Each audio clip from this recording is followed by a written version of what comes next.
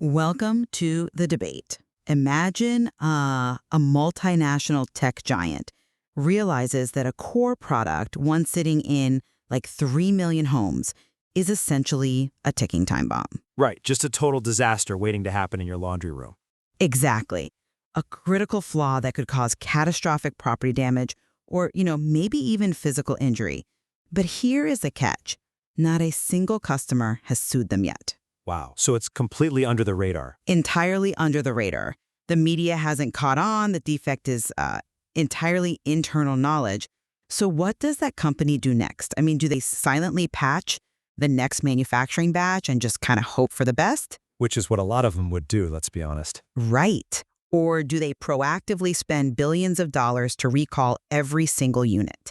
The answer to that question really reveals one of the most closely guarded secrets in modern corporate strategy. Because, what a company does in the dark, when nobody is actively forcing their hand, well, that tells you exactly what they view as their foundational purpose. Precisely. I mean, for over a century, the architectural blueprint of a business was just really simple. The shareholders were the foundation, the executives were the load-bearing walls, and everyone else, the employees, the community, the consumers, they were basically just decorative elements. Right, just window dressing. But stepping into the modern discourse on business ethics, that blueprint looks wildly different today. We are now looking at this complex structural web where the community, the environment, the employees, and even the media are suddenly recognized as foundational, load-bearing pillars. The real question is, why? Yeah. Did the architects redesign this building out of a newfound sense of moral obligation?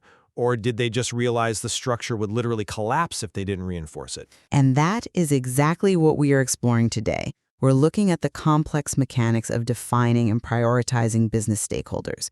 We really want to dig into the fundamental nature of the business-society relationship as it's outlined in current business ethics frameworks. It's a huge topic. It is. And the central question we are debating is this.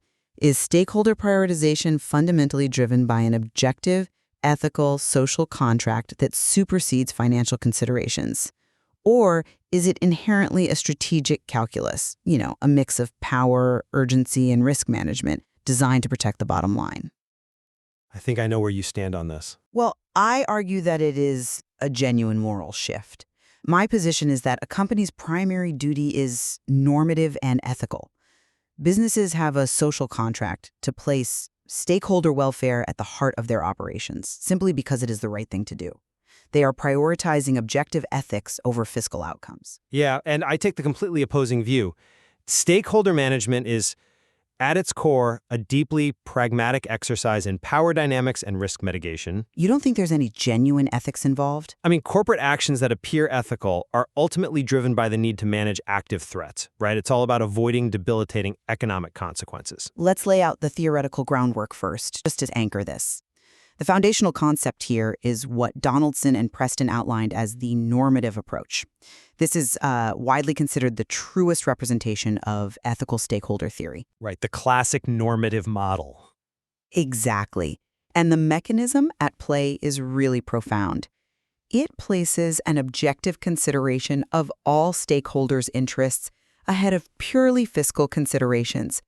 It argues that there's an implicit social contract between a business and society. Meaning just following the law isn't enough. Yes, exactly.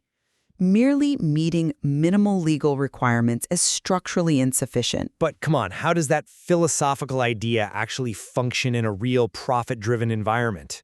I mean, boards are accountable to shareholders. Let me give you an analogy.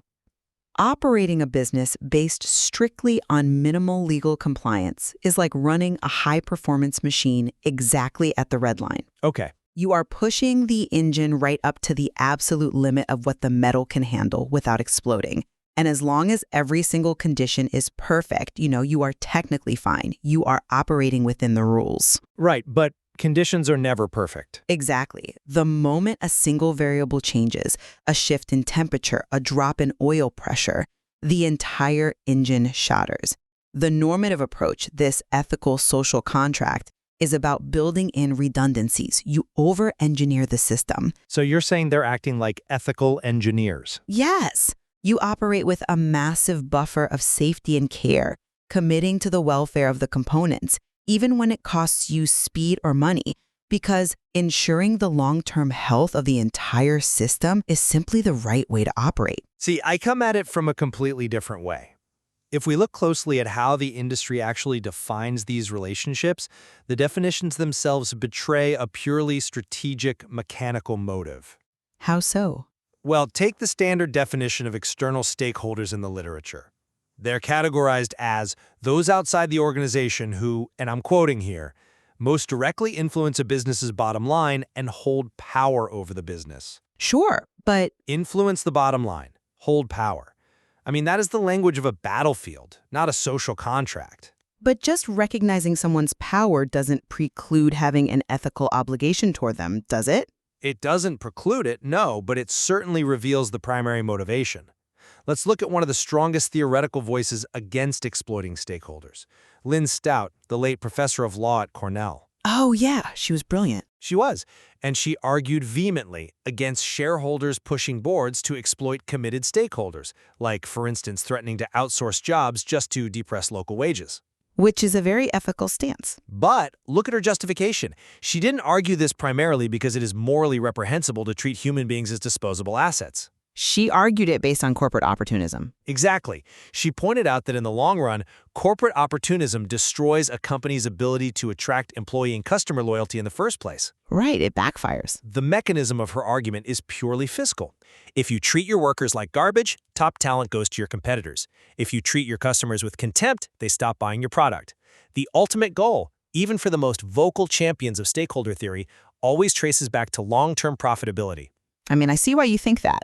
It is a highly rational system designed to not alienate the exact people who generate your revenue. I hear you. But let me give you a different perspective by looking at how companies behave when things go catastrophically wrong. Because behavior in a crisis strips away the PR and reveals the true operational priorities of an organization. Okay, I'm listening. Let's examine the concept of the ethical maximum, which is the mechanism of taking the strongest possible action to behave ethically in a given situation, regardless of the financial cost.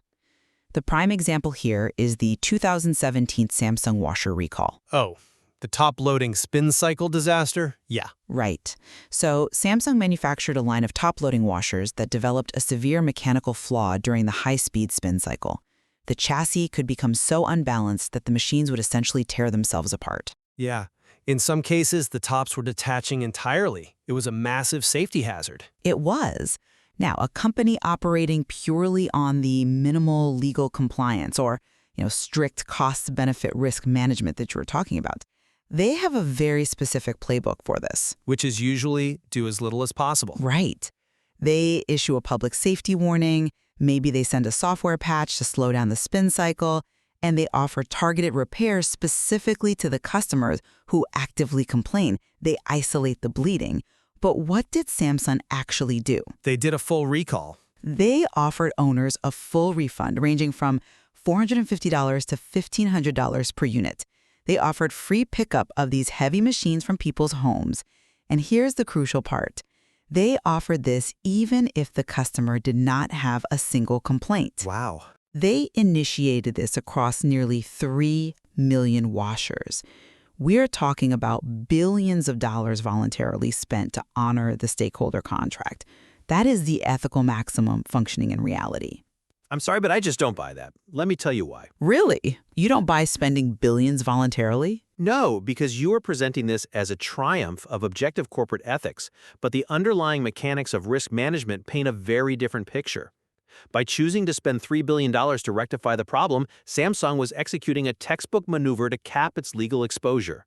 Come on, you think $3 billion in voluntary refunds is just capping exposure? I think the math demanded it. Think about it. If a machine explodes and injures a child or causes a catastrophic house fire, the liability scales exponentially.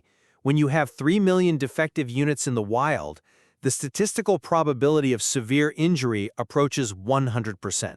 Okay, statistically, sure. A massive, multi-state class action lawsuit for consumer injury, property damage, and punitive damages combined with the complete destruction of brand trust, would have far exceeded the billions they paid in refunds. So you think it was just the calculation? Completely. This wasn't an ethical maximum. It was a calculated fiscal maximum to protect the bottom line. It was an incredibly ruthless and highly effective loss prevention strategy. The motive isn't altruism, it's fiscal survival. I'm just not convinced by that line of reasoning, because you are ignoring the proactively broad nature of the remedy. How so? Well, if the entire goal was pure legal mitigation based on risk models, they would have only compensated the active plaintiffs. They would have quietly settled out of court with the people who actually experienced failures. But the PR hit. Instead, they went out of their way to track down latent issues before they materialized into legal threats. They paid out thousands of dollars to people who thought their washing machines were perfectly fine. Right. You don't authorize that level of proactive spending unless there's a normative culture within the organization that recognizes a duty to the customer's safety, a duty that supersedes the immediate damage to the quarterly earnings report. But that entire argument assumes they aren't just projecting future risk based on statistical models. I mean, the insurance actuaries know exactly how many machines will fail. But let's step back from the crisis management aspect for a second. Sure. Let's look at how companies actually categorize and prioritize these duties on a day-to-day basis. Because if you look at the actual tools managers use to prioritize stakeholders, the mechanics prove my point entirely. See, I think the way modern business categorizes stakeholders actually proves mine. Really? Yeah, the modern framework has completely moved beyond just looking at direct financial contributors. We now recognize 4 distinct categories of stakeholders, which cast a highly comprehensive ethical net. First, you have enabling stakeholders. Right. The ultimate power brokers. Precisely. They function essentially as the bottlenecks to a company's existence. Regulatory bodies, government agencies, board members. If they pull their support, you cease to operate. Right. Then you have functional stakeholders, which act as the circulatory system of the company.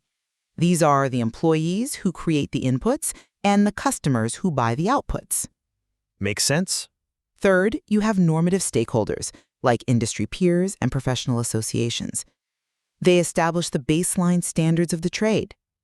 But the most profound shift in modern business ethics is the inclusion of the 4th category, diffused stakeholders. Ah, yes. The category that includes NGOs, local voters, and the mass media. Exactly. Diffused stakeholders operate more like a massive weather system affecting the company's ecosystem. They don't have a direct transactional relationship. A local voter might never buy your product. An environmental NGO might actively despise your industry. Very true. Yet modern frameworks demand that companies consider their interests. The very fact that businesses are recognizing duties to people who lack direct financial leverage over them proves that the social contract is expanding. You think they lack leverage? Financially? Directly? Yes. For the listeners out there, think about a time you might have signed an online petition demanding better labor practices from a brand you don't even shop with. In that moment, you acted as a diffused stakeholder, and under the normative approach, that company owes you a degree of ethical consideration. That's a compelling argument. But if you consider the actual mathematical guidelines managers use to weigh these groups. You mean the matrices? Yes. The framework doesn't just say, hey, treat all these categories equally. It provides a strict mechanical metric called stakeholder prioritization. And the core variable in that metric is something called exigency. Right. Exigency being the absolute urgency or time sensitivity of a stakeholder's claim. Right. But exigency alone isn't enough. Managers are explicitly instructed to combine the urgency of the claim with the inherent power that the stakeholder holds. A key stakeholder is strictly defined as a group possessing a high level of both power and interest. Sure, prioritization is necessary. But the operative word in this entire matrix is power. To understand this, you have to look at how these frameworks track the evolution of a group. They divide them into different cohorts, or publics. Ah, you're talking about the progression from a latent public to an active one? Precisely. Let's take your listener example. Say a listener cares deeply about a company's carbon footprint, but they haven't organized or taken action. They are part of a latent public. A problem exists, but the public hasn't fully recognized it or mobilized. Right. How does the corporate matrix treat a latent public? It effectively ignores them. The mechanism of corporate attention only engages when that group transitions into an aware public and, more importantly, an active public. An active public being a group that actually organizes to respond to the problem. Yes. If an NGO has no power to disrupt operations and poses no immediate urgency, they aren't prioritized. The company only begins to care when that diffuse stakeholder organizes a viral social media boycott that threatens the brand's valuation. I wouldn't say they only care then. They care when the weather system turns into a hurricane. It is a calculated power matrix, not an expanded moral compass. They aren't answering to the NGO out of a social contract. They are neutralizing a threat. That's an interesting point, though. I would frame it differently. The transition from a latent public to an active public isn't just a raw display of power. It's a reflection of how the flow of information has forced an evolution in corporate structure. Evolution in what way?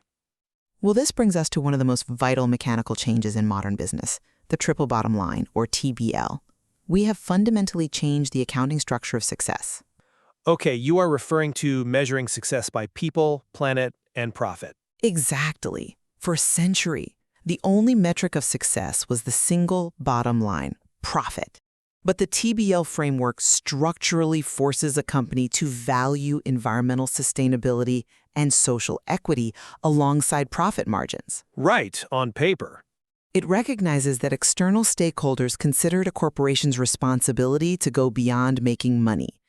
When a company genuinely commits to corporate social responsibility, or CSR, it alters its internal KPIs. Managers are financially incentivized not just to cut costs, but to demonstrate the social good of their operations. So you're saying it's baked in? Yes, it's no longer just a philosophy. It's an accounting framework that bakes ethics right into the daily operational metrics of the business. Look, I have to severely challenge the authenticity of a lot of what gets labeled as CSR and triple bottom line accounting. Frankly, much of it functions as a sophisticated illusion. Let's analyze the Coca-Cola 2020 sustainability goals.